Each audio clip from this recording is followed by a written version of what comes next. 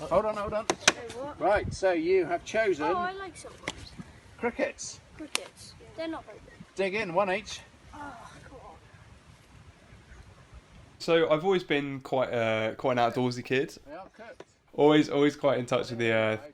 But especially when I was a kid, watching Steve Backshall, watching Deadly 60, seeing all these incredible animals, I was just so fascinated by the natural world. And then as I kind of grew up a little bit, and with my my ginger hair and my fascination for primates at the time, I used to think I was more closely related to orangutans than chimpanzees. And I've got this really vivid memory of watching a clip of, it must have been taken by somebody doing some illegal logging, but there was basically this big machine that was being driven by a person, and they were chopping down the rainforest. And I remember, I think there was this orangutan that was trying to fight the machine back, and at that point I just felt this really, I don't know how old I was, but I think, I just remember crying and just crying out that this isn't right. This isn't right. So from there, that was kind of, I guess, the first time I started kind of doing like activism and spreading awareness and kind of education. And ever since I was a kid, I also always had this fascination for superheroes. I was a huge Marvel nerd when I was a kid. So always wanted to be a superhero. And I thought, okay, how can I save the world? And I think, to me, this environmental science was the how.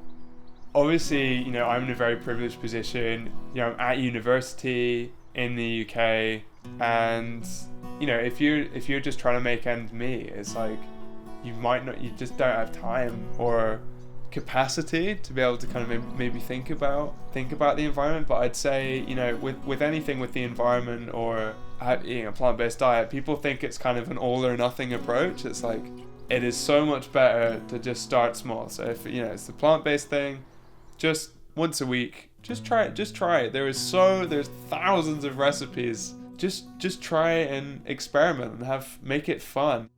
It is so easy to have that kind of mindset of, I'm just one person, what the hell difference can I do?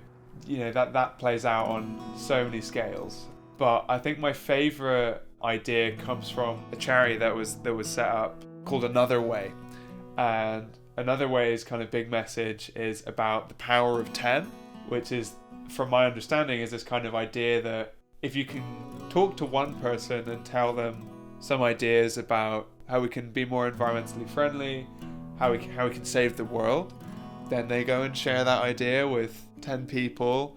Each individual person goes and spreads the idea again with another 10 people.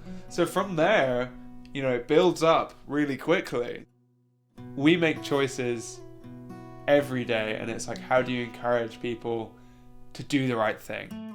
I do feel like the pressure has been put on the younger generations. I mean, the idea that we are the first generation who is aware of the impact we're having, but the last generation to be able to do something about it. Because as I kind of mentioned at the start, we are literally talking about the ability of Earth to support life. It's a big pressure, but every day I see that, the transition happening. I am really hopeful for the future, and I think if we just work together and just listen to each other and just kind of realize that we're part of a global community, it's going to take everyone. And I think the question is, what are you good at? What are you really good at? What do you love doing? And how can you turn that into something to make positive change? Go for it. Embrace it. Because it's going to take everyone to get to net zero and beyond, and get to that ecotopia. Switch your browser, switch your bank, plant some trees, talk to people, ask them, what do you think about this? Ask them, what do you think the solution is? Work on the solution, cooperate. What are you good at? How can you turn that into something to make a positive impact on people and the planet? And ultimately think about, what do you want your legacy to be?